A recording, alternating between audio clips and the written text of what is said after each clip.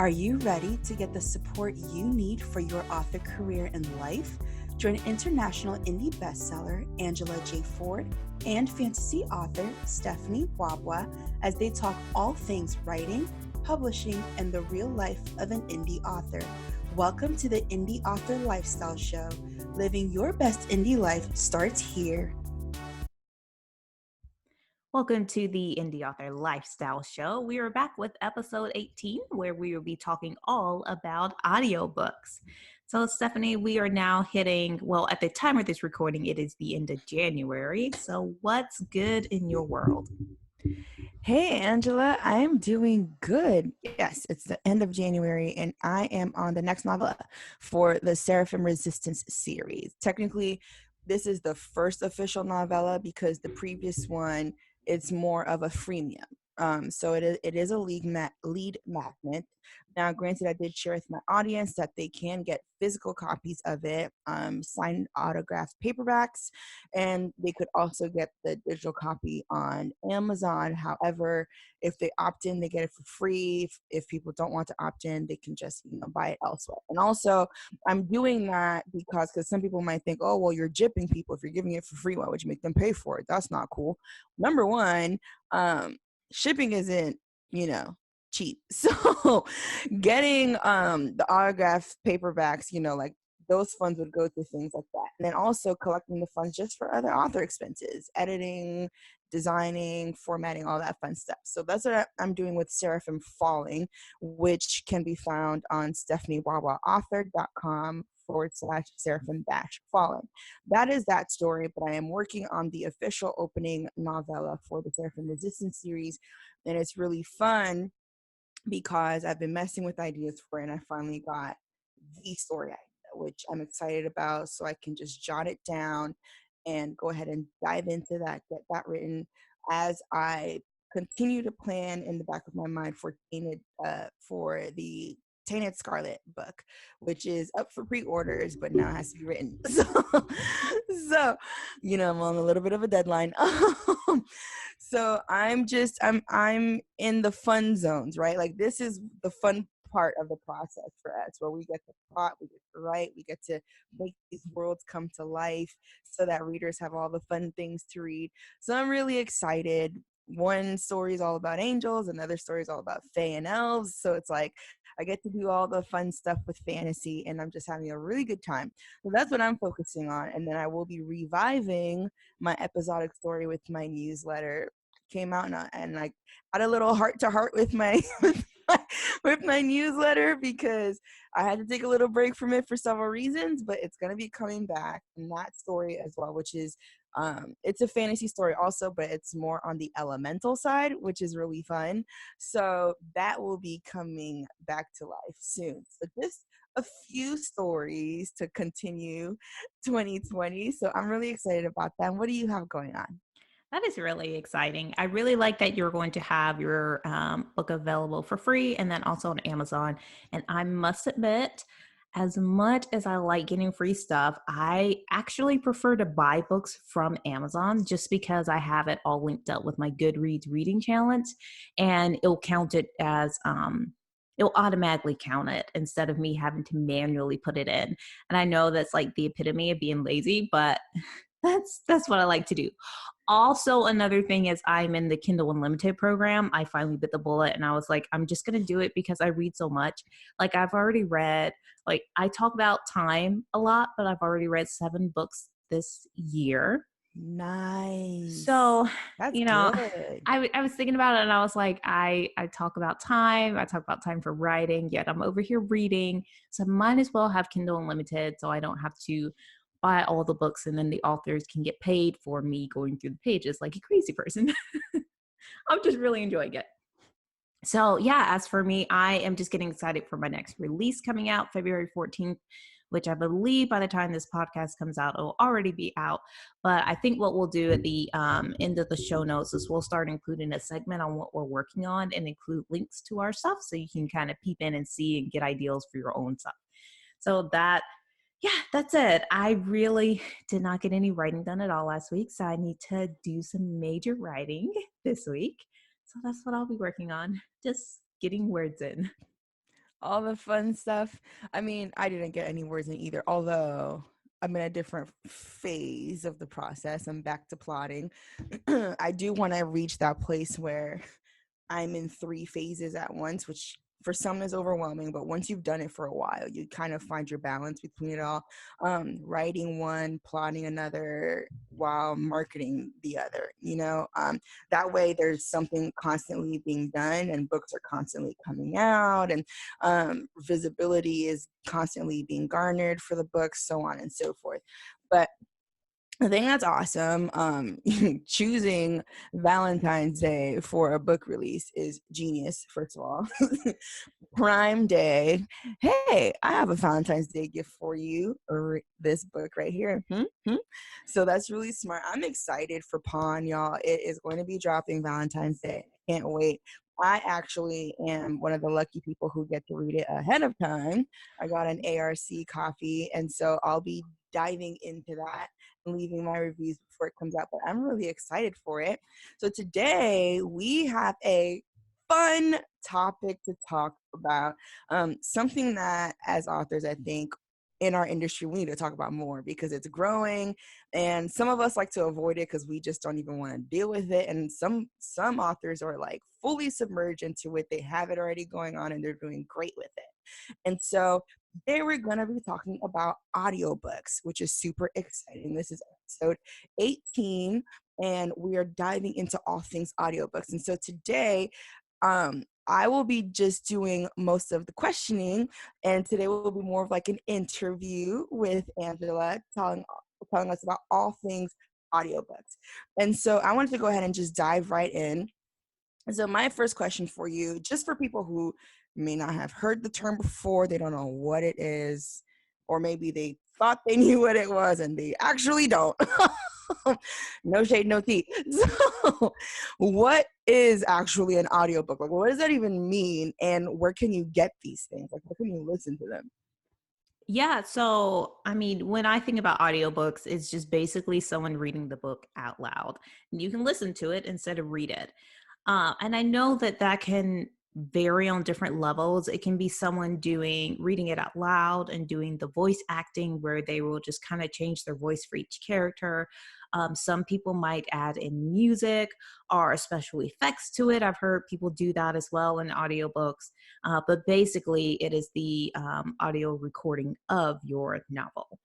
And there are a bunch of different places to get audiobooks. I actually have not done my homework and have figured out all of the different places where you can buy them.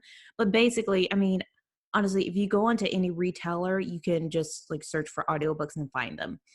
I spend most of my time on Amazon, so I actually buy it from Amazon. And on any books Amazon page, you can see the different formats that are available. They'll have the ebook, the paperback, the hardcover if that's available, and then they'll also have the audiobook if that's available. And at that point, you can download the audiobook. And I use Audible on my iPhone to listen to audiobooks, but you can do that. There are lots of different ways to do it. Um, and I will include some options in the show notes. There's some links to other people that have done like more thorough research and can provide more like variety of options, but it's there. I know one thing that's really popular at my local library in Nashville is that you can actually borrow audiobooks from the library. So that's also something that's really cool and fun to do. Um, yeah, so I usually stick with Amazon. Audible is their audiobook kind of source. So I have that app on my phone, and I usually listen to audiobooks for 1 hour every single day while I'm at the gym working out. So that's how I get so many books in. No, that's really awesome. And I love that little plug about the library because that's totally true.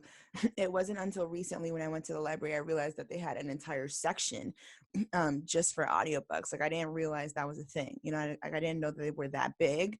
I knew they had like DVDs and teaching materials and things like that, but to have actual audiobooks of popular novels, I thought that was pretty cool that the local library has that just in case someone may not be able to afford because platforms like Audible and similar, they're also subscription platforms. So maybe if someone can't pay that, I think it is 14.99 a month per credit. If they can't do that, then you can go to your local library and go ahead and grab an audiobook, listen to it, return it. If you like it, then you can go ahead and purchase that on any of your preferred audiobook platforms. So I think that's really awesome. And you're just like another friend of mine. She gets through so many books a year because she's constantly listening to audiobooks. She's actually gone through so many fantasy series multiple times. And these are series with like 6, 7, 8 books in them. And she's gone through all of them multiple times just because she listens to audiobooks while she's working, while she's cleaning, while she's, doing things with her kids, on her commute, like anything. Anytime she has what we would call idle time, she's listening to a book at the gym, whatever the case may be. And so it's like, that's a way to, I used to think that it's crazy that people can read a couple hundred books a year, but then I realized, oh, you're listening to them. So you're going through so many books a month. No wonder you can keep up. I think audiobooks is such a good resource for those who may not have too much time. You know what I mean? Yeah, not only too much time, but also if your eyesight's not good and reading's really hard, I think that's also another way to go about it. And I definitely would say that audiobooks are a different experience. It's much different from reading. And my book is a lot slower because I read so much faster than the narrator can speak into an audiobook. And so for me, it's much slower, and sometimes I have problems listening to audiobooks. I probably only retain about 80% of the audiobook just because my mind wanders because they're reading so slow. But Mm. that's not their fault or anything. It's just that I just read so much faster than that. And so I'm finding that it's really helpful for me to listen to audiobooks while I'm at the gym because it helps me focus a lot more, because Mm. usually I'm biking or I'm on the treadmill or I'm doing like the stair climber. And that for me is kind of a mindless thing to do.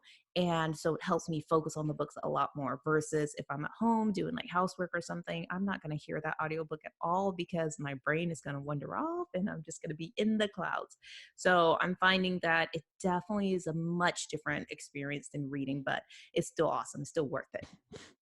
Yeah, I agree. When I at a portion of last year and also 2018, I did a lot of audiobooks, and I would have to rewind sometimes several chapters because I realized, dude, you totally spaced out and you missed what happened, and now you have no idea what's going on. So now you have to go back and listen to it again to understand why they're fighting now when they were just friends a couple chapters ago.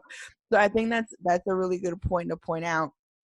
But I would like to ask you, so I know that you have a couple audiobooks as well for your own books. And so I wanted to get your perspective.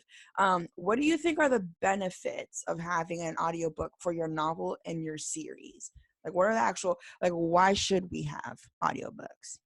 Well, I think the benefits are that you're reaching a different audience that might not necessarily want to purchase the book, or the ebook or the paperback, but they love listening to audiobooks. And especially they have a subscription to like Audible or something like that, then they're more likely to see that pop up and go ahead and download it and read it just because it's it's easier for them. And so I definitely think that's really powerful to be reaching those other people and that other audience.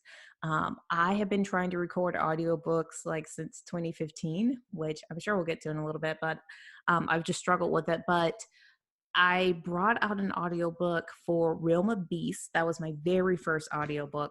And Mm. that came out, I think, maybe a month after the book was released.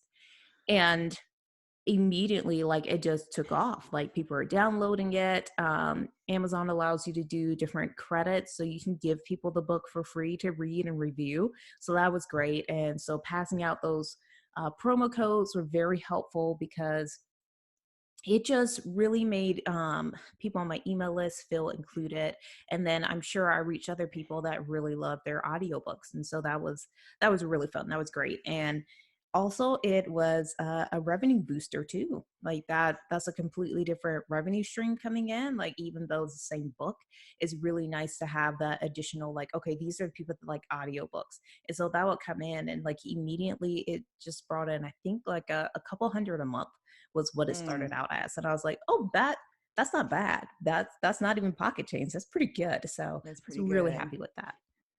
Yeah, no, and I love that you said that. So let's talk a little bit about that. Like, what was your experience with that first initial audiobook? Because that's something completely different. You know what I mean? It's not like, oh, okay, let me write a novella and now I'm writing a novel for the first time. You know, it's like I'm actually hearing my voice or hearing someone else's voice read off what I wrote. So like that's a completely different experience, kind of like how, you know, when someone has their books turned into film for the first time, right?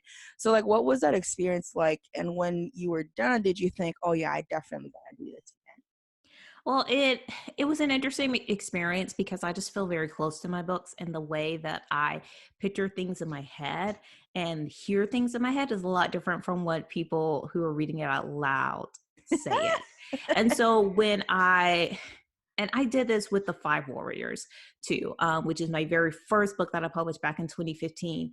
I went to ACX, which is Amazon's marketplace for audiobooks. I went and posted it, and I posted a segment from the book, and I asked for auditions. And like it just with Realm of Beasts, it just kind of went crazy. There were like 40 auditions, which was really in? overwhelming. That's a And I lot. think because it was a brand new book. But oh, it was not only a brand new book, it was also the fact that I offered to completely pay for the narrator to record it. And so it wasn't a royalty share, and I'll break that down a little bit, but it was, I'm going to pay out of my pocket for you to produce this book. And so I did that. I posted it. I had like 40 people narrate it, and I would just listen to it and I'd be like, oh, I don't like the way they said that. I don't like the way they did that voice. My character would never sound like that. So I think that was the hardest part about the audiobook. It was trying to recognize what I wanted. And I think what Mm. really helped with narrowing things down was listening to audiobooks and just hearing narrators that I would listen to them because I liked their voice and I enjoyed them. And so when it came to like finalizing that audiobook and picking out a narrator out of all those editions, I really just looked for someone that I really enjoyed listening to and that I could like see myself listening to an audiobook by them in the future. Nice. And then that's a really good point. So, and I wonder, so this actually leads me to another question. And then I'll piggyback on that. So, when it comes to audiobooks, do you think you ought to do it yourself because we are close to our stories, you know, and we know what these characters would sound like. We know how we want the reader sort of, because it is a different experience. You know, I've heard many different audiobooks. I've heard audiobooks where I was like, oh, this is cringeworthy. I didn't like the voice inflections. I didn't like the way they made some characters sound. You know, some characters sounded whiny or nasally, or, you know, they sounded just slow, or like, you know, it didn't fit what I would think this character would do, or, you know, throughout the story, you know, you kind of lost that sense of characterization just through the voice inflection of the narrator. And so, do you think it's wise to narrate your own stories, or it is wiser to go ahead and pay a professional narrator and just do the hard work that you had to do, listen through all of these auditions and kind of define, okay, you know, I know what I like in a narrator. And so now I just need to go through all of these people and find out which one could do that for my stories. I think this is a good kind of like back and forth question where I kind of go back and forth with, yes, I would love to do it myself. And then, like, also, I want someone very professional to do it. And so I think that this sounds, it's kind of weird to say it like this, but if you have a really good professional speaking voice that is Yeah. easy to understand and your voice comes across very well on a microphone, or if you are willing to take kind of lessons or kind of just do a little bit with your voice to make sure it's ready for that, then go ahead and do it. And I don't think that there's any problem at all with recording your own audiobook. As a matter of fact, that's something that I've been wanting to do. And I've started, I just haven't finished it because it takes an incredible amount of time. And so on acx.com, where I selecting narrators, I select them based off of how much they cost per finished hour. And so that means 1 hour of audio that is completely finished, it's been edited, it's been mastered, and it's just ready to go up on Amazon. So that's per finished hour. But it might not, it might take someone, I don't know, like 40 hours to record an audiobook. And then the finished hours might only be 10. And so they spent 40 hours working on this, but you're paying them per finished hour. So you're only paying them for those 10 hours. And so that's why you see some fees that look really high. I think on average, like the more professional audiobooks, like the person that's getting paid for that is being paid between $3,000 to $5,000 for that. And in my mind, that makes a lot of sense, because if I were a narrator and I was working really hard on this book, that's the amount of money that I would expect to make from it. Like that just makes perfect sense. And so for me, like I was spending the time, and I think I was recording a book that had maybe 20 chapters, but it was taking me 1 hour per chapter. And I was like, at this rate, like I'm going to spend 20 hours. I don't have that much time. The time I do have, I want to spend writing. And so while I do want to record this audiobook, it's going to take me forever unless I just like take a vacation and do nothing but record this audiobook. It just ended up, for me, it ended up being about time and technical know-how, which I mean, honestly, if you want to do it yourself, you just need to, you can do it. You can get a microphone, you can download software, you can record it on your computer, you can set up a home studio, you can do it. And I will add some links in the show notes to just instructions on how to do it yourself. But if you have time constraints and you don't have a quiet place to record, then I would definitely suggest hiring someone to do it. And chances are it's going to sound way more professional, and it's probably going to sell a lot better if you have a professional doing it for you. Just some thoughts there. Yeah, no, I agree because as listeners, especially if people listen to a lot of audiobooks, they know which ones are professionally done and which ones are not. And more often than not, the ones that are not professionally done, those are the ones where listeners will either go through it and leave a bad review on the, because the thing is with these, with audiobooks, you review the story, but you also review the narrator. And so, and then you would choose, and then you also, you know, let them know, would you recommend this to someone else? And oftentimes it's not about recommending the book, it's recommending the narrator. You know, would you recommend someone else to listen to it? So a lot of times that's wise, you know, to just go ahead and hire out, because it would be, you know, if it's not well done, you know, time constraints or the sound quality isn't that great, then it affects not just the book, but it affects the narrator. And then that, you know, that taints the reputation, because now listeners are not going to want to listen to it because there's so many of these negative reviews. So I think that's a really good point. And here comes my piggyback question. So when it comes with a professional narrator, do you think that there's a way of crafting a professional relationship with this individual, especially because if you have a series, if it's a long one, you would most likely hire that same individual to do the next ones, especially because they already know the characters, they already know, they have already started the sounds of the characters, so listeners are expecting to hear a certain voice inflection and tone when they're hearing a certain character, right? If it changes from book to book, that would just discombobulate readers. It would be like changing the physique of a character from novel to novel, you know, that just wouldn't do. So do you think there's a way of building a relationship with the narrator so that they kind of get your vision more and are able to kind of fuse that into their narrating? Yeah, absolutely. And one of the things is when selecting a narrator, one of the things that is recommended is that you do like have a conversation with that narrator. You can even Skype with them, or you know, if you don't want to Skype, then either like send them very detailed feedback on this is what the character sounds like, and compare them to like popular characters that your characters sound like. So even from movies, like if you have a character who sounds like Aragorn from Lord of the Rings, like you can say that. And I think going that extra mile and really knowing in your head what these characters sound like, and having like other audio that your narrator can listen to and say, hey, so this female, like this is what she sounds like. She sounds like this person, this actor from X movie. And doing things like that is really helpful. with making sure that your vision comes across and your vision is captured. And then another thing you can even do is you can have those conversations with your narrator and you can say, hey, like, this is going to be a 3-book series. Are you available for, the next two? And, what does the pricing look like for that? Just kind of based off of, what I have right now. And a lot of them will be really upfront. If you're doing so there are 3 different ways that you can pay for a narrator. You can do where you just pay them outright out of pocket for recording the audiobook. You can do a royalty share where they actually don't get paid. You just split the royalties every single month from what comes in. And then forgot the technical name of it, but is another royalty share kind of thing. But you pay your narrator a small fee for working on the audiobook, and then you go ahead and split the royalties.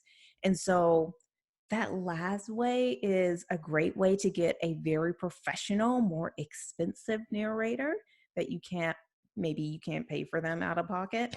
To record your book, you pay them a lower fee and then you still do the royalty share. And so with that, like some of them will have stipulations like if you sell X amount of copies in X amount of months, then yes, I will work on the next book in the series for you. So there are lots of options there. You can definitely have those conversations with your narrator. I would just say, just ask. Like, don't hold back. Just ask those questions. Make sure you get it all out in the open so that you know what to expect. Yeah, no, that's really good because I love the fact that you said basically know what you're doing before you go into it. Know what your characters sound like, know what you want, know what you expect, because it's a lot easier for someone to deliver when they know what the expectations are. But if you go into it willy-nilly, you have no idea what you're doing, you have no idea what you want, it makes it more difficult because then they give you something and then you're upset because you're not satisfied. But that's not their fault because they did not know what your expectations were. So I think that's really wise. I mean, in all things, communication is key, but having that professional understanding, okay, I need to go in this with my T's crossed and my I's dotted so that we can produce the most professional, excellent piece of work for these consumers, our readers who are going to buy this. So I think that's just really just sage advice as far as building that relationship with narrators. And I do have, so I'll go ahead and pivot to my next question here. So some technicalities, right? So let's just talk about some mechanics. How would someone, let's say they're like, okay, well, my budget is low, can't invest in someone right now. How could I go about doing my own audiobook? And then, you can also share if you're planning to do that and how is that process looking like for you? Yeah, I definitely would recommend reading up on the process. Um, I think the first important thing to do is make sure you have a good microphone. And so that's actually the whole reason I have a microphone right now is because I bought it for that well, not for recording an audiobook. And then I ended up not doing it, but I'll include a link in the show notes to just some recommended microphones on Amazon. So you can see what that looks like. And it was a very inexpensive mic. I think it was like, I don't know, 69, $70, something like that. So it wasn't a whole lot of money, but just something to think about. That's a lot cheaper than paying for a narrator. And then the other thing is making sure that you know how to edit audio, which you can learn, you can have someone teach you, you can go online and kind of learn it really fast. I have a background in recording, which is what I went to school for some reason. So that wasn't a learning curve for me, but there's a software Audacity. That software is really good. That's what you can use to record your audiobook. It's a free download from the web. And then what I would recommend doing is just get used to talking. Like just start reading your book out loud even before you start recording yourself. Just get used to it because it's going to be a lot different from reading it quietly to yourself. And just make sure that you record at the same time every day because your voice might be higher or lower depending on whether you're recording in the morning or in the evening. I already know that my voice sounds really funny in the morning. And so it's going to be a little bit deeper and more richer in the afternoon. which, hey, we record podcasts in the afternoon. So there's that. Just make sure, like, those are kind of the things to know, like, before you start recording. And like, vocal talent is really good. You want to make sure that you're protecting your voice and doing different things like not drinking too much caffeine, not drinking too much alcohol, just those things that really dry out your throat and your voice, and making sure that you know how to project clearly without getting out of breath or short-winded, just little things like that. But I would just recommend starting with the mic, starting with the downloading that software for free, and then just practicing, making sure that your mic isn't picking up a lot of external noises and you have a quiet place at home to record at. Yeah, no, that's really, really good. That's definitely important because, again, professionalism, right? Like, you don't want to sound like an amateur. We can tell when you're out of breath. We can tell when, you're recording at a different time, because it's true. Like, when I wake up, my voice is all deep and scratchy, and sometimes no sound comes out, but later on through the day, because I've been talking, it kind of just smooths out. So that is really just sage advice. And are you planning to do any narrations for any of your coming books? It's always in the back of my mind. Right now, I feel like I just don't have the time for it. I really want to. I'm all set up for it. I'm all ready for it. I even have probably about 6 chapters that I've recorded and edited that are ready for mastering and uploading. But uh, I just it's just not working out the way I like envisioned it. And I don't know that when I have free time, if I want to record, I actually want to write. So I'm picking writing over narrating right now. Which is usually the way we authors go. See, hint, guys, to all our listeners, a professional narrator is probably going to be your best bet. But another question for you, and we'll probably start to come to a place of wrapping up after this. But do you think every author, right? Do you think that they all should have audiobooks? Do you think that it's one of those things that's becoming a necessity for authors, rather than, oh, well, I'll have it, or some are like, well, this sounds cool, whatever, I'll go ahead and do it. Do you think it's one of those things really with marketing where it's like, no, it's, you may actually need to invest in audiobooks? It's kind of like, just for entrepreneurs in general, video is no longer an option. You know what I mean? Like, for those who are like, oh, well, I just want to blog for the rest of my life.